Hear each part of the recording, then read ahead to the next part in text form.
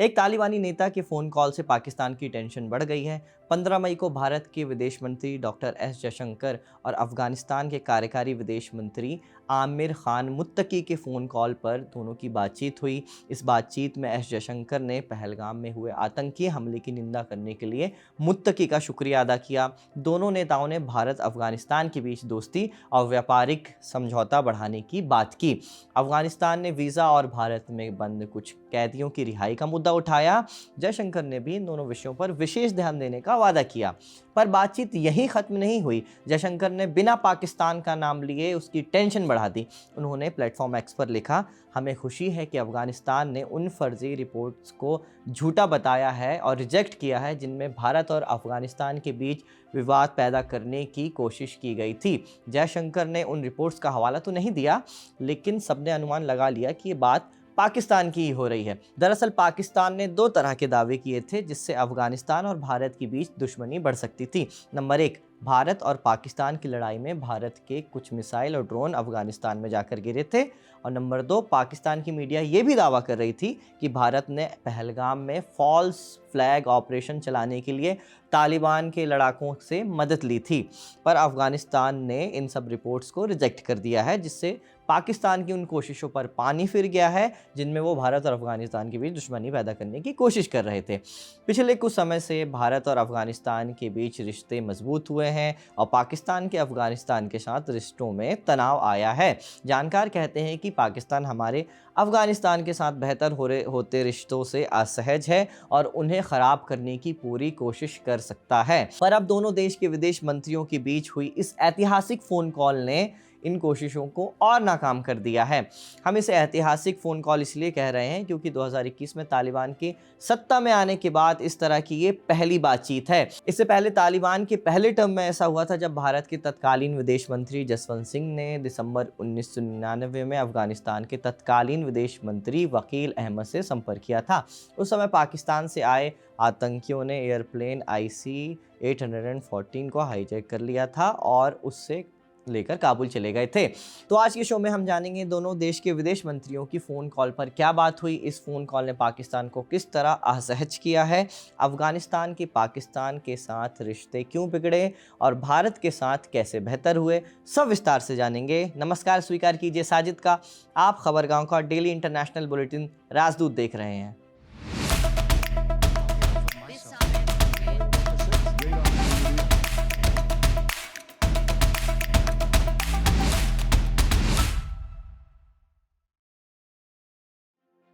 भारत और अफगानिस्तान के रिश्तों का इतिहास आज का नहीं, दशकों पुराना है। गांधार नाम का एक प्राचीन शहर हुआ करता था। इसमें 16 महाजनपद मिले हुए थे।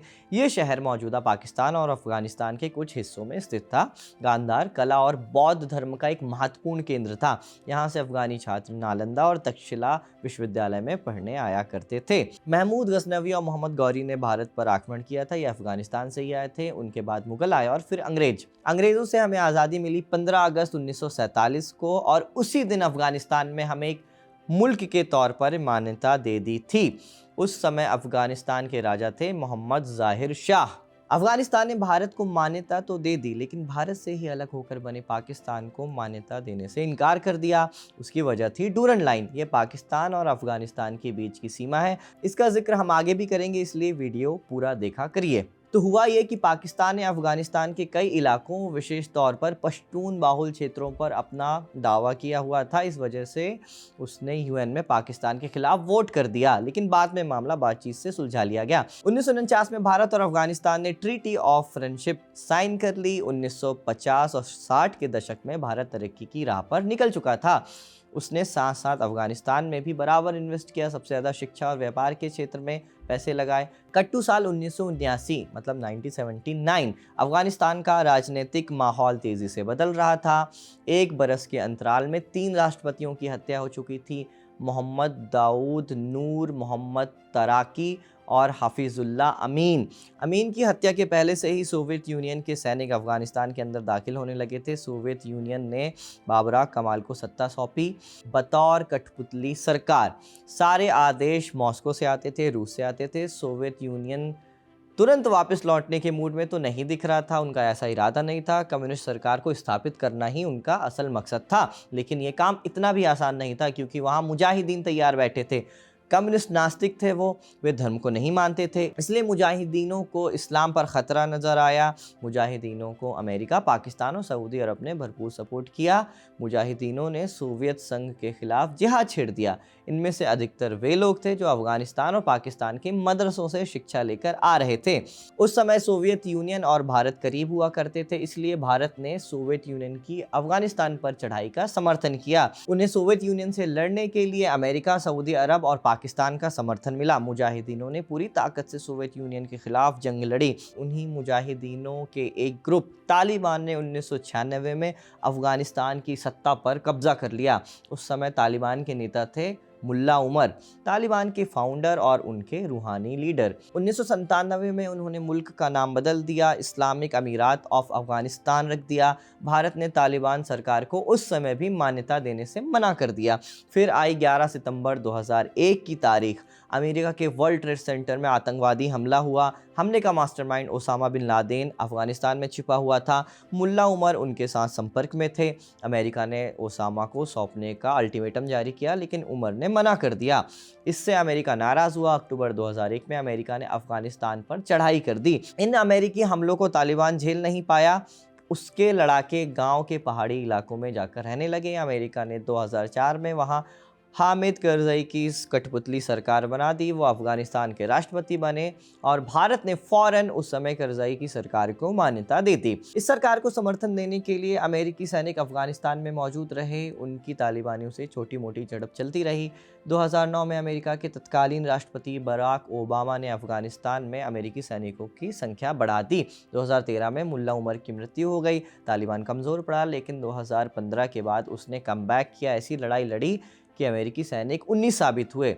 5 साल बाद अमेरिका ने तालिबान के साथ समझौता कर लिया। अगस्त 2021 में तालिबान ने अफगानिस्तान की सत्ता पर कब्जा कर लिया। तब से लेकर अब तक वहां चुनाव नहीं हुए। तालिबान अपनी मर्जी से देश चला रहा है। भारत ने अभी तक उसे मान्यता तो नहीं दी है, लेकिन तालिबानियों के साथ रिश्ते भी बिगड़े नहीं हैं हमारे, बल्कि यूँ कहें कि तालिबान के पिछले टर्म के मुकाबले में इस टर्म में हमारे अफगानिस्तान से बेहतर ही संबंध हुए हैं। अब ये संबंध बेहतर कैसे हुए हैं, इसको 3 पॉइंट्स में समझ लीजिए। नंबर 1, भारत तालिबान से लगातार संपर्क में रहा। अमेरिकी सैनिकों की वापसी के बाद भारत के कतर में तत्कालीन राजदूत दीपक मित्तल ने तालिबान के कुछ नेताओं से उस वक्त मुलाकात की थी। अक्टूबर 2021 में रूस में भारत के विदेश मंत्रालय की जॉइंट सेक्रेटरी जेपी सिंह ने तालिबान के वाइस प्राइम मिनिस्टर मौलवी अब्दुल सलाम हनफी से मुलाकात की। और इसी साल जनवरी में भारत के विदेश सचिव विक्रम मिस्री ने दुबई में अफगानिस्तान के विदेश मंत्री आमिर खान मुत्तकी से मुलाकात की थी। नंबर 2, भारत अफगानिस्तान में खाने पीने का सामान भेजता रहा है। दिसंबर 2023 में भारत ने अफगानिस्तान को 50,000 मीट्रिक टन गेहूं दान किया। भारत ज़्यादातर अनाज यूनाइटेड नेशंस के वर्ल्ड फूड प्रोग्राम के तहत भेजता है। उसके अलावा दवाइयाँ, वैक्सीन और दूसरी ज़रूरत की सामान और मेडिकल सप्लाई भी भारत उनको भेजता रहता है। नंबर 3, भारत ने अफगानिस्तान को संसद बनाकर दी। 217 किलोमीटर लंबा जरांज डेलाराम हाईवे बना कर दिया। 2 लेन सड़क है। भारत के कई इलाकों में ऐसी सड़क आपको देखने को भी नहीं मिलेगी। इन सब के अलावा भारत ने अफगानिस्तान में 500 से ज़्यादा परियोजनाओं पर लगभग 25,000 करोड़ रुपए निवेश किए हैं।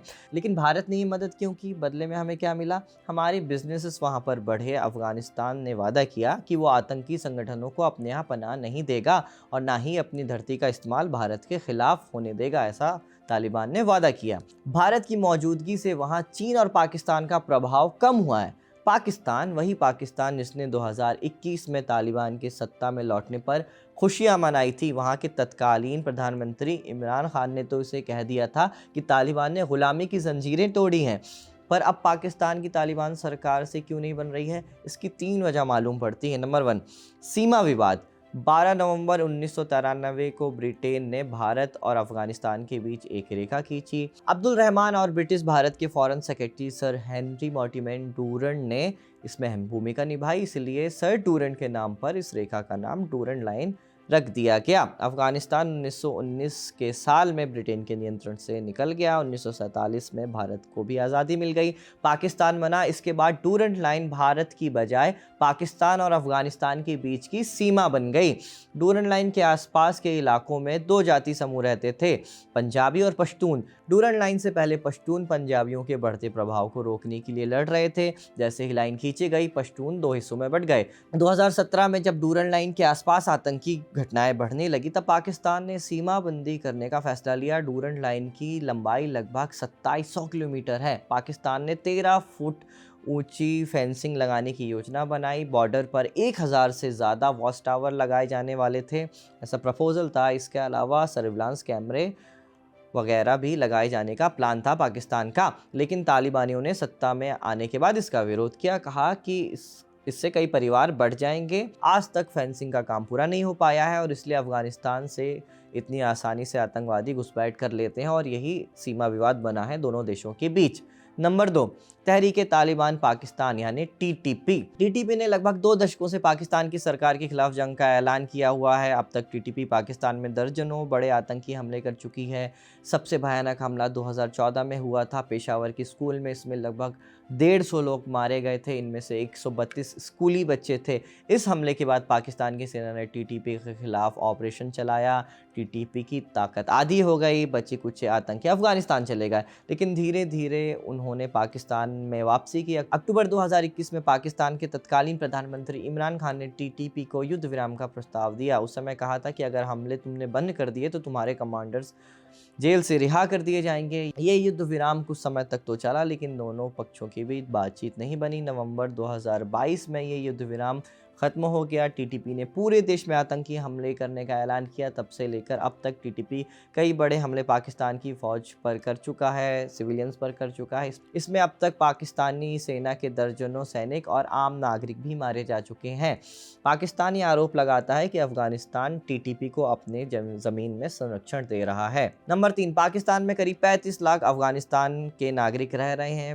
उनमें से 7 लाख तो वो हैं जो 2021 में तालिबान की सत्ता में आने के बाद पाकिस्तान पलायन करके आए थे। अब पाकिस्तान उन्हें जबरन वापस भेज रहा है। ये लोग जबरन अफगानिस्तान की सीमा से होते हुए जा रहे हैं, जिससे वहाँ मानवीय संकट पैदा हो सकता है, क्योंकि अफगानिस्तान की आर्थिक हालत खुद कमज़ोर चल रही है। अब जानकारों का रुख कर लेते हैं। हमने जानकार से पहला सवाल पूछा, भारत और अफगानिस्तान के बीच विदेश मंत्रियों के बीच ये जो बातचीत हुई है वो कितनी अहम थी, इससे पाकिस्तान पर क्या असर पड़ेगा और वो कितना असहज हो सकता है इस बातचीत से। पाकिस्तान शुरुआत से ही ड्यूरेंट लाइन के ऊपर परेशान रहता है, यानी पाकिस्तान अफगानिस्तान बॉर्डर ब्रिटिश ने इम्पोज किया था, अफगानिस्तान ने कभी एक्सेप्ट नहीं किया। तो पाकिस्तान हमेशा 75 साल से उसके बारे में परेशान रहता है। इसलिए हमेशा जब भी अफगानिस्तान और हिंदुस्तान की नजदीकियां होती हैं तो पाकिस्तान जो है वो परेशान होता है। तो इसमें तो कोई दो राय नहीं है।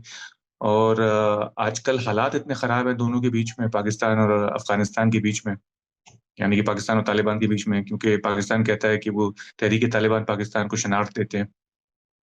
तो एक दूसरे के ऊपर गोलियां भी चली हैं, बमबारी भी हुई है, तो वो लाजमी है कि वो घबराएंगे। पाकिस्तान और तालिबान के रिश्ते ख़राब हो रहे हैं, ये भारत के लिए कितना बड़ा अवसर है। हम कैसे तालिबान से रिश्ते और बेहतर कर सकते हैं और इसमें हमारा क्या फ़ायदा है। हिंदुस्तान के लिए बहुत बड़ा मौका है। देखिए, इंटरनेशनल रिलेशंस में कहते हैं कि कोई भी परमानेंट फ्रेंड्स नहीं है, कोई भी परमानेंट एनिमीज नहीं है। आप अपना इंटरेस्ट देखते हैं और आपके दुश्मन का दुश्मन आपका दोस्त है। तो हिंदुस्तान को और दोस्ती बढ़ानी चाहिए तालिबान से। इतनी ना, इस तरह से ना बढ़ाएं कि पाकिस्तान ज्यादा असुरक्षित हो जाए, क्योंकि पाकिस्तान अगर ज्यादा असुरक्षित हो जाएगा तो ज्यादा आक्रामक भी हो जाएगा। हम पाकिस्तान को डराना चाहते हैं पर आक्रामक नहीं बनाना चाहते। हमारा फायदा इसी में है। तो यानी कि पाकिस्तान को दिखाएं कि देखो क्या संभावना है आगे चल के, और अगर आप सही से नहीं बिहेव करेंगे।